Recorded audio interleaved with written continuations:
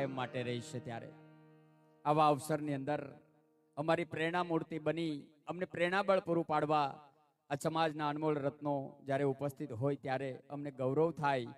આજે આપણી વચ્ચે હજારો યુવાનોની જેને ધડકન કહી શકાય, સંસ્કૃતિ સાથે જોડવાનું કામ યુવાનોને જેમણે કર્યું છે, એટલું જ નહીં આપણી ખોડલ સમિતિના કન્વીનર તરીકે પણ ખૂબ સુંદર મજાની સેવા પ્રદાન કરે છે એવા ભાઈ ધાર્મિક માલવિયા આપણી વચ્ચે ઉપસ્થિત છે. એકવાર જોરદાર તાળીઓના નાદથી ધાર્મિક ભાઈને આપણે વધાવી લઈએ.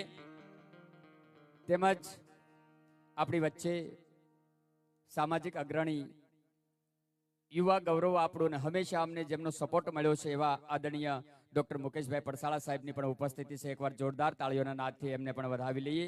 અને અમારું યુવા સંસ્કૃતિ ચેરિટેબલ ટ્રસ્ટની અંદર વડીલોની સેવાર્થે, ગૌ માતાની સેવાર્થે 2500 રૂપિયા અમારે પ્રફુલભાઈ વાલજીભાઈ રાબડિયા પરિવાર તરફથી અર્પણ થયા છે. એકવાર જોરદાર તાળીઓના નાદ સાથે વધાવીએ. કદાચ મારી નજર પહોંચે કે ન પહોંચે પણ ઉપસ્થિત સૌ સ્નેહીજનોનું હૃદયના ભાવથી અમારી સંસ્થા વતી અમે આદર સત્કારને સન્માન કરીએ છીએ.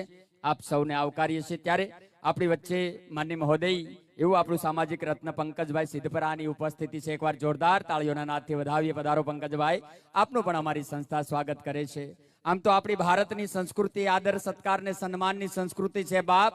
આપણા આંગણે અંદર સાહેબ એમ કહેવાય કે પરિવાર વ્યવસ્થા જો ક્યાંય હોય તો એક માત્ર ભારતની અંદર છે. અને એમાંય આંગણે મહેમાન આવે એટલે જાણે આંગણે ભગવાન આવ્યા હોય એવો આપણને આનંદ થાય. અને આવી બધી વાતો સંસ્કારની હું કાયમ મારા ડાયરાની અંદર કરતો હોઉં છું.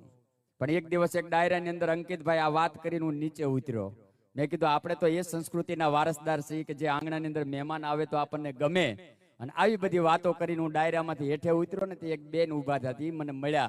મને કે હું ક્યારની તમને મળવા ઊભી છું. મેં કીધું કા બેન? મને કે તમે ઓલી સંસ્કારની વાત કરીને મને બહુ ગમી કે આપણી ભારતની એ સંસ્કૃતિ છે, આપણા આંગણે મહેમાન આવે તો આપણને બહુ ગમે. મારું એવું જ છે.